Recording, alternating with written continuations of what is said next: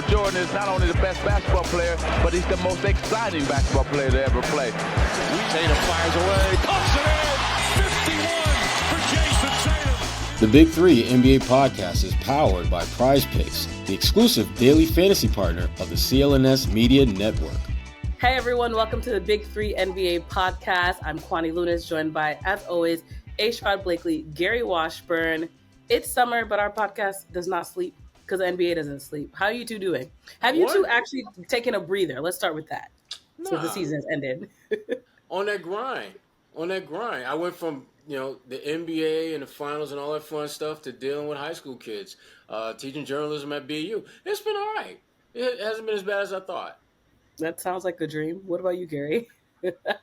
Yeah, I haven't really taken much of a break. I've been working on some extra stuff. Finishing up my book. So wait, another book? Yeah, I have a book coming out. And another one. Please, if you don't mind. And another one. This is called Boston Celtics, an Illustrated Timeline, which is a pictorial history of the organization. Wow. And so I picked about 180 moments in Celtics history and wrote about them. So fans of all ages can look back at their history, and it's all the way till the championship. So we covered everything. Obviously, the 2024 season, the finals, Jaylen winning the awards, and Missoula, all the stuff that has gone down, all up until championship is covered. You got a section in there on Vinny Goodwill asking Joe Missoula about being a black coach, and that actually should be one of the moments. Actually, no, I left that. It's on the cutting man. History. Once again, rewriting history. Once again. But anyway, so that's your book's going to be out later this summer, and hope to do some appearances and sign some for Celtic fans. And I said, it's a history. If you don't know the history of the Celtics, and obviously it's a rich history, and all you think is Russell and Cousy, there's a lot more. We detail all the championships and all the ups and some of the downs of the franchise and how they got here to the Banner 18. Okay, if I didn't ask you how you were doing, were you going to ever tell us this? He wasn't. Well, it's all. I don't want to jinx myself. I get it. I respect that. Yeah, so I wasn't going to talk about it, and then it's like, what was that Jay-Z album that never came out or whatever? I see what you're. Okay, I get you. Yeah, it's like whatever happened to. So I didn't really tell people till the last couple of weeks where we're getting into the final stages, but I think it'll be a fun read, and I said for Celtic fans, and that's what we tried to for all ages too. If you're young, teenagers, you want to know about Bill Russell, you never only seen the grainy photos and want to know more about him, and Cousy and guys like Bill Sharman and Dave Cowens and JoJo White, names we only hear. Right. It will be in a book. Well, that's an exclusive for our listeners and viewers, and I imagine most of you are Celtics fans or Celtics adjacent. All the way until now, though, too. So that's beautiful. And of course, it's going to come out this summer. Pierce, Garnett, Allen, Rondo, everybody that's been a part of the franchise. Big Perk, all Big of Baby? them. You got Big Baby in there? Big Baby, we got a Big Baby. Because Big Live Baby from jail. That's not funny. Oh, I'm sorry. Kwani. Honestly, he's a comedian, so if he did hear that, I apologize. I interviewed him. Well, but I like jokes too, okay? I'm a jokester. If Big Baby is a comedian, I really hope that in jail So he works on his stand-up. I really hope he works on his stand-up. I really hope Big Baby works on his stand-up if he's in jail. Wow, Kwani, that was... Okay, in my defense, also, I interviewed him right before he went on tour here in Boston, in Massachusetts, and then I think the shows ended up getting canceled because he had violated his... Probation. So, yeah, after the NBA fraud. He had a lot of legal stuff. Too much Celtics drama. Yeah. Now he's going to jail. Sorry that he had to take a stray on that one. Yeah. But I'm looking forward to this book. I want an autographed copy. Sherrod does as well. We should actually do a live podcast. I want 2 copies. Let's do a live podcast somewhere, in public, so people can get the book. Of course. Sign it. Boom. Shout out to hype man, Gary. I just start bringing people in on that. Look. I'll be a hype man. I appreciate that. All right. So we have an event planned for summer. We'll keep you all updated. Of course, let you guys know. Exactly. And we'll make sure that happens. If it's the last thing I do this summer. But let's get into Summer League. This weekend, Celtics kick off their Summer League experience, Miami on Saturday, and then followed by the Lakers on July 15th, a.k.a. Bronny James, and then Charlotte and Dallas. So what are your expectations for Summer League this year? We talk about it every summer, but there are new prospects to look out for. And who are you two watching closely? I'm going to let the author go first. Go ahead, my man.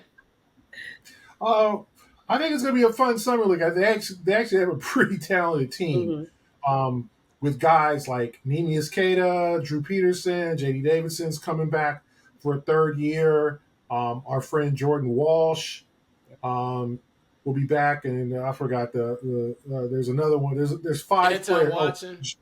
Jaden Springer. Oh yeah. So 5 guys who are on the team and played, whether it be a couple of games or 10 games or whatever, from last year's team, are going to be on it. In addition to Baylor Shireman, the first round pick and the second round pick, Anton Watson. I'm interested in seeing what he does. So, and then also Ron Harper Jr., a couple kids of NBA players. Ron Harper Jr., who's coming off a shoulder injury. He was in the Toronto system. He signed a 2-way with the Raptors. He dislocated his shoulder and missed the rest of the year. They ended up releasing him, so now he's looking to make a comeback. And Jalen House, son of Eddie House, who was dropping buckets for New Mexico, helped him to the NCAA tournament last year.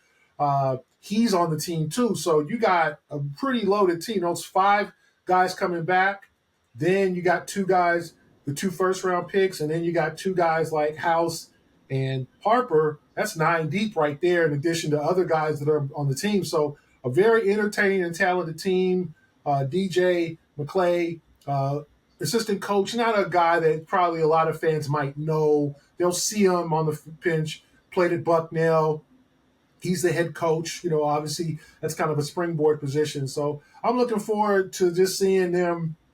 And guys like Jordan Wall, see what he's grown. And Watson's a guy I'm intrigued with. I think he can. Gonzaga guys usually know how to play the game. Usually make quality pros. So let's see what happens there. But yeah, it should be fun. I'm loving this summer league team because I think it puts the Celtics exactly where you want to be, and that is to have a competitive team, not only in terms of what they're doing against others, but what they're doing against each other. Even though JD has got that third 2-way, let's not get it twisted. The Celtics will cut you loose from a 2-way if they think they got somebody who can fill that role better. We saw that happen, in the past with the Celtics, and that it would not shock me if one of these guys that Gary mentioned who's not currently in the 2-way system and doesn't obviously have a guaranteed contract impresses the heck out of them, and they say, JD, bye-bye. We're going to take this guy. We're going to take Ron Harper's kid. We're going to take Eddie House's son. So I like the fact that it's really competitive, but the guy that I'm most looking forward to seeing is Jordan Walsh, because I think he's the one guy whose upside is great enough to where we could start seeing some of that next season. He's the one guy that I think could play his way into, I wouldn't say a major role, but certainly a guy that can compete for a rotation spot next season, because you look at his athleticism, you look at just the way he's able to defend, and you look to me at one of the most notable voids on this Celtics roster is having a defensive, versatile wing off that bench. Hauser is a good shooter. He's a great shooter. He ain't locking nobody up defensively. He does a solid job defensively, but he doesn't have that ability to really defend at an elite level. Peyton Pritchard's too little, but he plays good defense. But again, he's not able to defend 1, 2s, and 3s the way Jordan Walsh could. And if Jordan can show the ability to knock down shots, that creates a completely different conversation and narrative about him going into training camp, to where he can be a guy that can play his way into more than just spot duty role. He could potentially be a guy that can be in that rotation sooner rather than later. The Boston Celtics just added another championship to their NBA record 18 titles, but there's plenty of games to keep the die-hard sports fans and the casuals more than happy. You can get in on the action with PrizePicks, America's #1 daily fantasy sports app with more than 5 million active members. PrizePicks is the easiest and most exciting way to play daily fantasy sports. Unlike other apps, on PrizePicks, it's just you against the numbers. All you do is pick more or less on 2 to 6 players' stat projections and watch the winnings roll in. And there's no better time than now to get in on the action. You can now win up to 100 times your money on PrizePicks with as little as 4 correct picks. Now for the mathematically challenge, here's what that means. You can turn $10 into $1,000 just like that. Jaylen Brown, Jason Tatum, and the rest of the Boston Celtics are still celebrating, but that doesn't mean the basketball stops bouncing with PrizePicks. Women's basketball is still heating up with stars like Caitlin Clark and Angel Reese looking to make names for themselves alongside some of the WNBA greats such as Breanna Stewart and Asia Wilson. You can win up to 100 times your cash watching them ball out this summer. For me, I love the ease and convenience PrizePicks offers by being able to pick more or less on 2 to 6 players. It's super easy to get involved and it's a lot of fun. So to get in on the fun, just download the PrizePicks app today and use code CLNS for a first deposit match up to $100. That's code CLNS, downloading the PrizePicks app and use the code CLNS for a first deposit match up to $100. Pick more, pick less. It's that easy. You mentioned some Nepo babies. You mentioned the Celtics players that are kind of returning to Summer League. But who do you think has to impress the most this summer?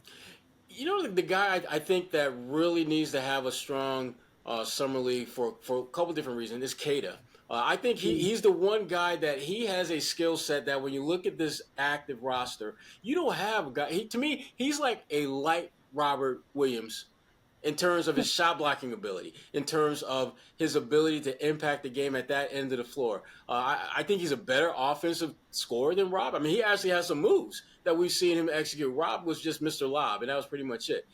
Queta, I think, needs to show that he's the best player, or certainly one of the best players on this Celtic Summer League roster, so that he can end any questions and doubts about what he could do once he gets more playing time.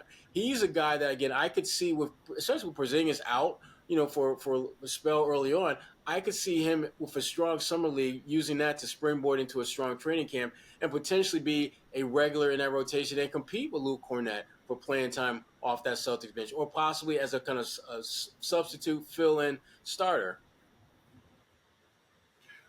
There's two guys actually. One, Drew Peterson. I think we need to see what he can do. I mean, he's played mostly in the G League. He's a kid out of USC who played a long time at USC and, should be kind of ready to take that next step. Because remember, like, with Sam Hauser being a free agent after the season, they're going to have to kind of find a Hauser replacement.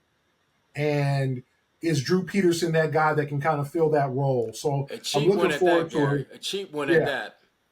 I'm looking forward to a big summer league from Drew Peterson and also Jaden Springer. He like he's a guy who it's like you're wondering, okay, they like his defense. Can he play offense? What does Jaden Springer bring to the table? What does he do well? Can he score? Can he run the point? Is he a two? I think they got to figure him out, and he's got to figure out how he can contribute to this team more next year. So I think those are the two guys I think that need to show. Davidson, I think it's going to be more during the G League season and maybe trying to get some minutes for the big club. I think that's his goal. Queta, I think Queta is going to be all right. I don't think they would have re-signed him if they didn't like his potential. But the two guys, I said Springer, I'm intrigued by because it's now, okay, he should be starting on this team maybe and should get some quality minutes. And then the same with Drew Peterson. Like, you want to see those guys take that step to, like, because now you're in your second or third summer league. It's time to be one of the best players on the floor. And the thing about Springer, Gary, just to kind of piggyback off of that, is, when you watch him play, he does at least he reminds me a little bit of, like, sort of kind of, but not really Avery Bradley. Is he a one? Is he a two? He's not really a great shooter, but he's got a certain level of athleticism. He's known more for his defensive acumen than what he can do as a scorer. And it took Avery going to the G League to figure out, oh, damn, I need to do this back with the big fellas. And, I was watching a reel the other day of Kevin Garnett talking with Avery Bradley. Yeah, man, I saw that. Yeah, where he basically said Avery went to the G League, came back, and like first play in practice, he dunked on, what was it, Perk? I think it was Perk, Yeah. yeah. And so, KG was talking about how Avery was saying, I'm not going back there. I am not going back there. And I wonder if Jaden Springer needs to have a moment like that, because he's been in the NBA at the end of the bench for a hot minute now. And does he need to be reminded of just how precious that roster spot is at an NBA roster by spending a little time in the G League? Because what you see in games and what you have seen from an athleticism standpoint, it doesn't add up. There's something not happening that should be happening with his game. When you have that type of athleticism, you should be making an impact in some way, whether it's defensively locking kids up or just getting out in passing lanes, creating your offense with your defense. He needs to be doing something that shows that he's doing more than just taking up a roster spot. And Summer League is a perfect place for that to happen, because we know, you show out in Summer League, you put yourself, think about a guy like Austin Reeves in LA. It was Summer League that he all of a sudden became this dude. They're like, oh, damn, he might be able to ball a little bit. They need him. They need Jaden Springer to really, I think, showcase what he can do at this level, because so far he just hasn't done that. Are there any people that are on any roster? It doesn't even have to just be the Celtics one, but is there anyone that you think should be considered a wild card at this point too? You know what? This is the one and only time I'm going to mention his name on this podcast, at least today, because I still got some stock in him, and that's my good friend Romeo Langford. He's on that Sixer Summer League roster, and I'm curious to see if the trials and tribulations that he's gone through after he left Boston, when he was in San Antonio, because he's at that point where he's just basically at his last NBA lifeline at this point. Yeah. If he plays, he's 25. It's getting there. Yeah, if he plays like crap for the Sixers Summer League team, we may not see Romeo Langford in the NBA. He might want to make sure that passport is updated, and shout out to the Turkish Basketball League, and shout out to the Adriatic Basketball League, because he might be playing for Fenerbahce Okur or something like that in a hot minute. So this is Fenerbahce Okur. It's a squad. Cardi B. It's like Cardi B. Oh gosh. So we went from Romeo Summer League to Cardi B. Ain't that something? Look at us. We everywhere. Gary, we everywhere. Gary's not liking that. But my point is this, though. Romeo has to show up and show out to really just, if not for the Sixers, for those other teams that are there who still may have some interest in Romeo, but they're skittish because he hasn't really shown a lot in the NBA. And the thing that's frustrating for me about Romeo is that he has shown in flashes of being a really solid NBA player. I think about some of the games he had for Boston where defensively he was on a clear and undeniable different level than what we have seen for the most part. He was locking up guys. He was moving his feet well, getting in passing lanes, contesting shots, doing all those things because he has a great body for this league. He's long. He can move well. I think his defensive instincts are pretty good. But for some reason, it all doesn't come together when it needs to come together. And hopefully, he'll do enough for the Sixers and Summer League squad to impress, if not Philly, certainly one of the other teams that'll certainly be watching. Yeah, I'm not really looking forward to seeing Romeo. I am, because that's my dude. I still got love for Romeo. I think Romeo doesn't take the game seriously enough, and I don't know. He just doesn't seem to want it. And some guys are like that, and it's just how it is, unfortunately. And people can want it for him, but Romeo's got to want to be great. He's got to want to stay healthy. I remember when we went to go see, we're in Salt Lake City, and Isaiah Thomas was playing in the G League for the Salt Lake City G League team. They were playing the Wisconsin team, and I think Romeo was on that Salt Lake. He was hurt again, and it was just sort of like he was at the end of the bench, and it was just sort of like joking with guys. It was just like, you should be out there. This is what are you doing? So for me, I'm just not high on Romeo anymore. He just doesn't want it. And, I think some guys come into the NBA and they just they lack the drive, and they're there because they're pretty good. And when the league exposes that, you don't have that drive, you want to be great, then you're probably headed out. And and No, the two guys, one I've already seen, and I'm really impressed last night with Zach Edey from Memphis. Like he was pushing around Walker Kessler of the Utah Jazz. That was a great matchup for him. And he held his own. I was impressed. So I want to see him in person, how he adjusted the NBA game.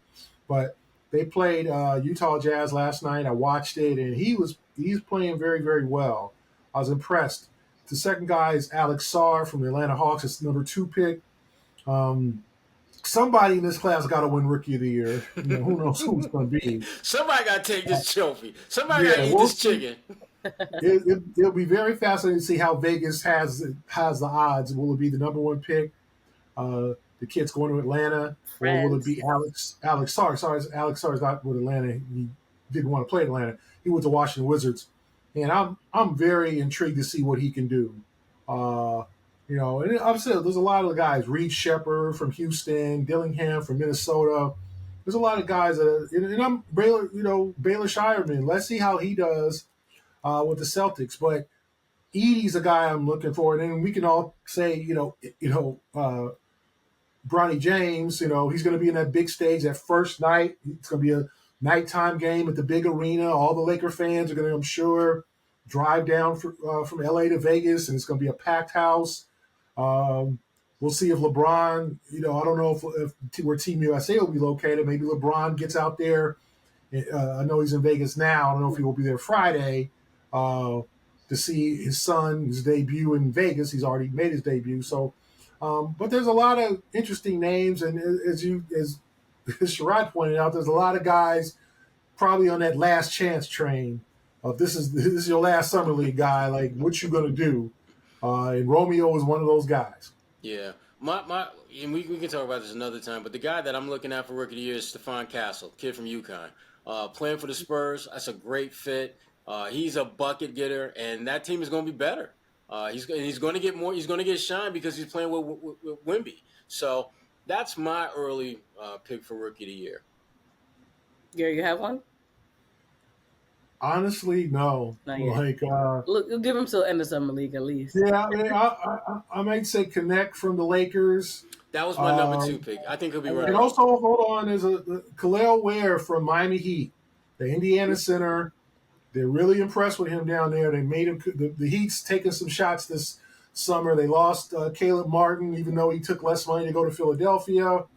Miami really hasn't done much in free agency, but they did. They do draft well. And the kid Khalil Ware from Indiana, a big man, they'll be able to slide out of bio to the 4. I think he's going to really help them, and I think he's going to be some player to watch too. You want to catch the hottest games this summer, but don't want to mortgage the family home or take a second job to do so, right? Gametime makes getting tickets to events like WNBA games even faster and easier. Prices on the Gametime app actually go down the closer it gets to tip-off. With killer last-minute deals, all-in prices, views from your seat, and their lowest price guarantee, Gametime takes the guesswork out of buying tickets. That's a huge get when it comes to getting great deals at the ballpark or basketball arena nearest you.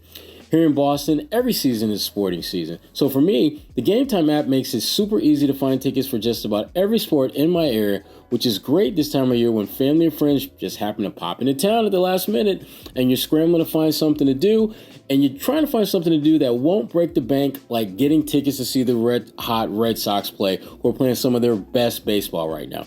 Gametime has you covered. So take the guesswork out of buying tickets with Gametime.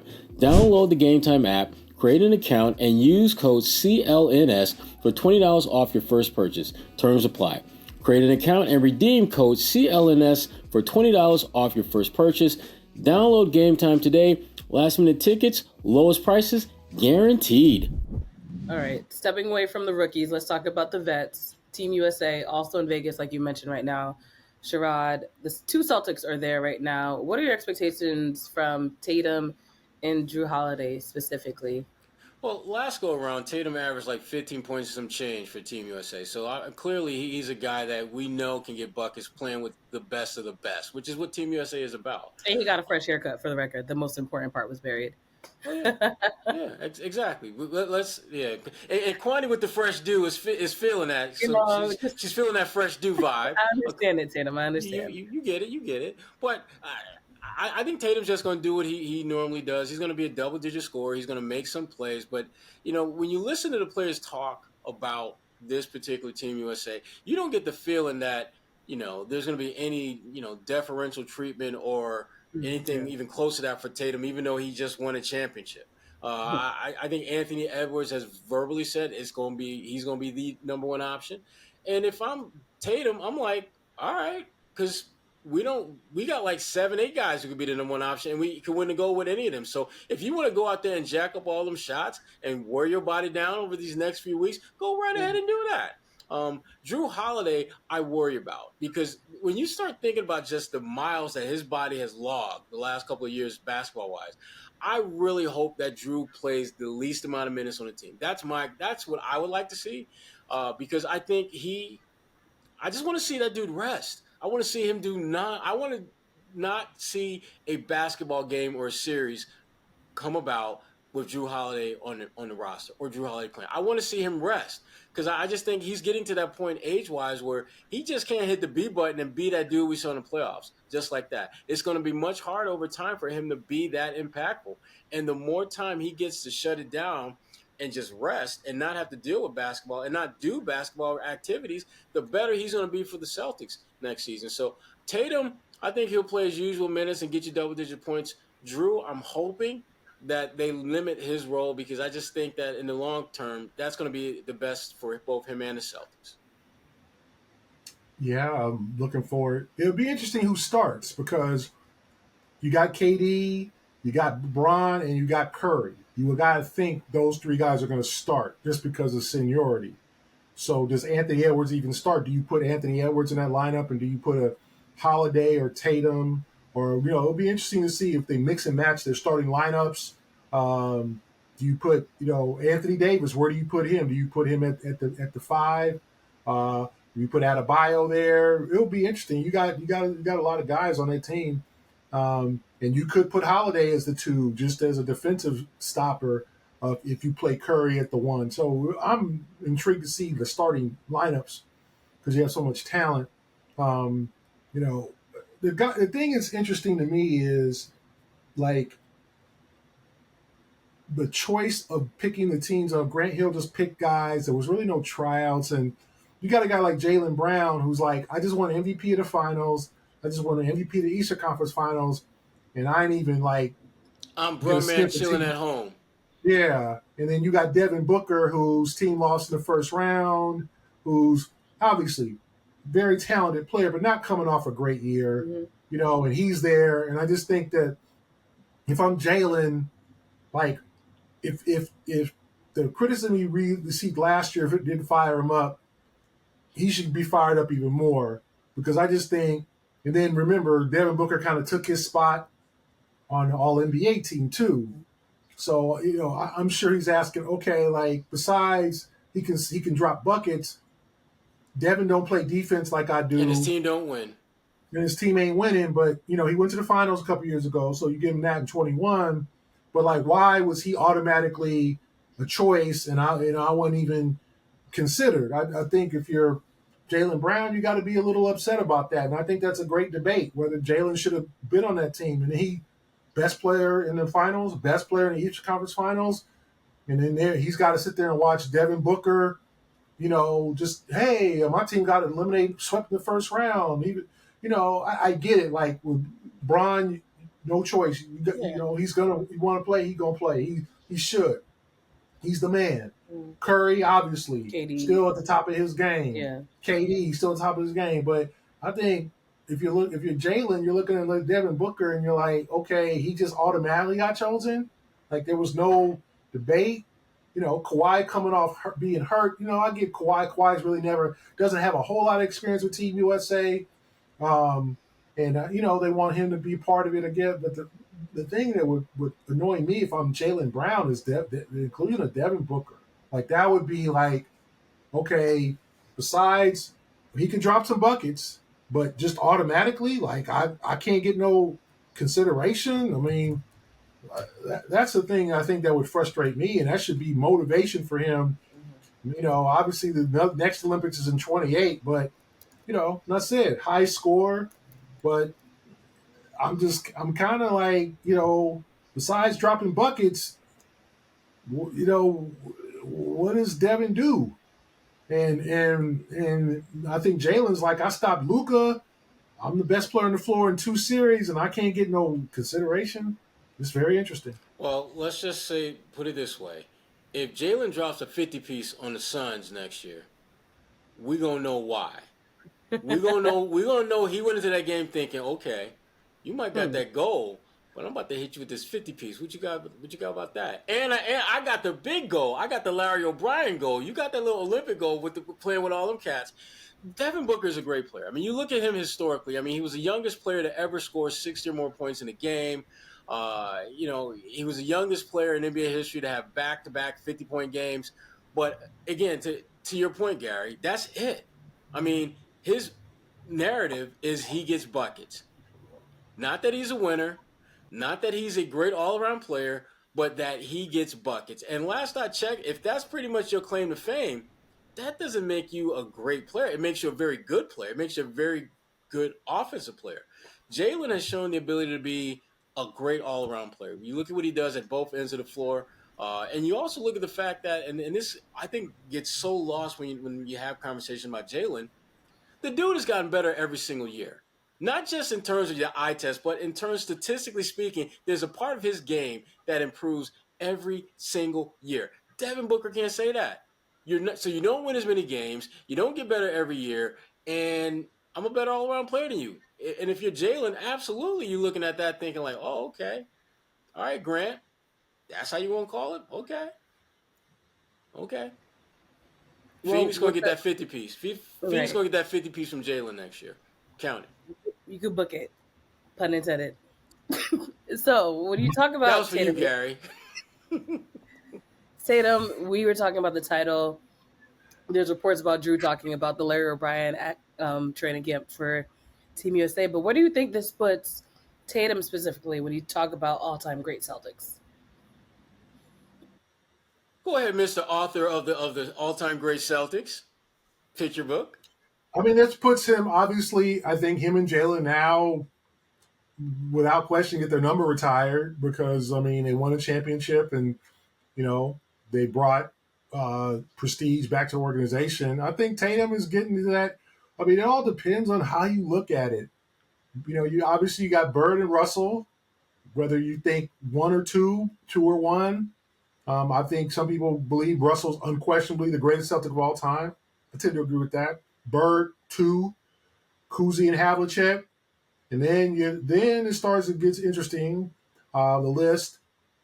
Pierce got to go in there. McHale and Parrish got to go in there. Cowens and JoJo White got to get in there.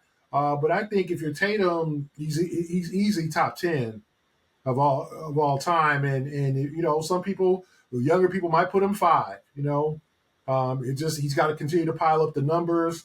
And I think there's people that are just kind of slept on, like John Havlicek, all-time leading scorer in Celtic history, is slept on because he retired in 1978. We all remember the greatness of Pierce.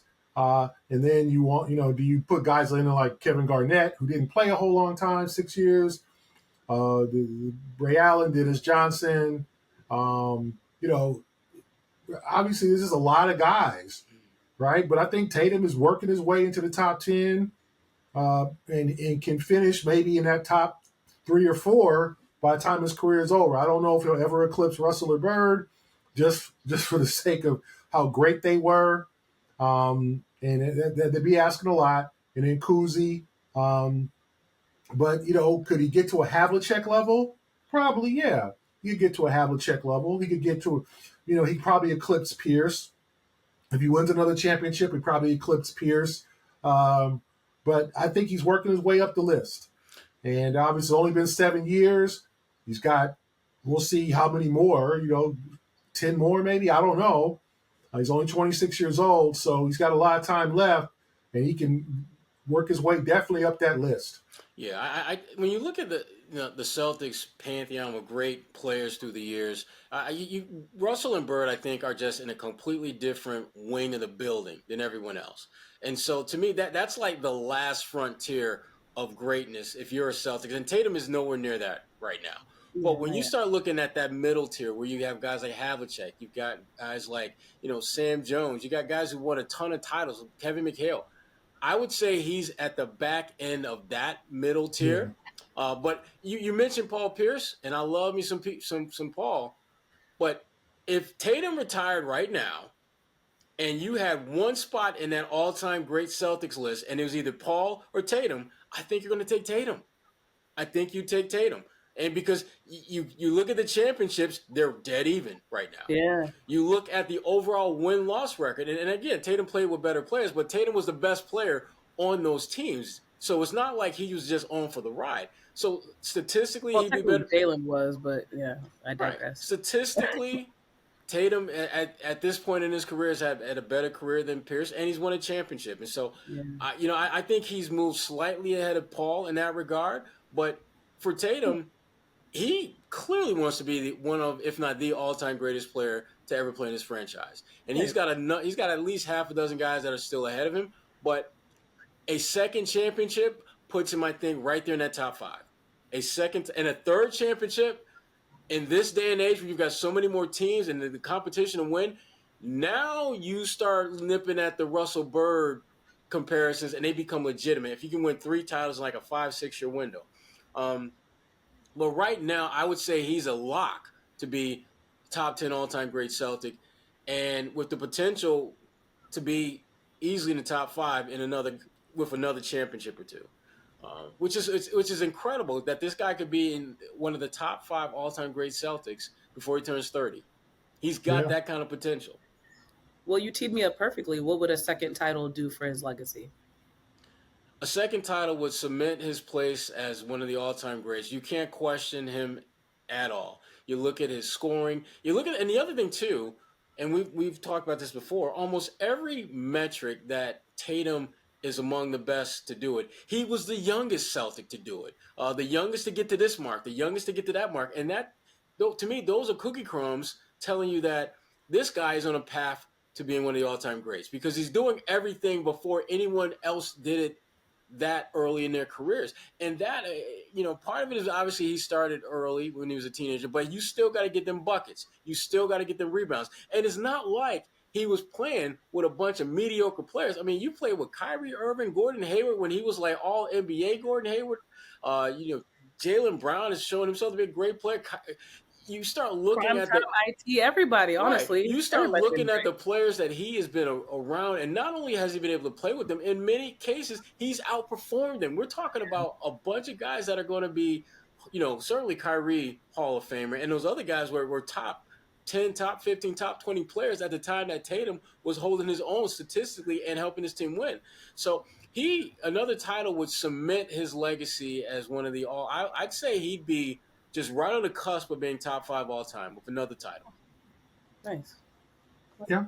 Another title would obviously, and he's so young, still says, still only 26 and has a lot of career left.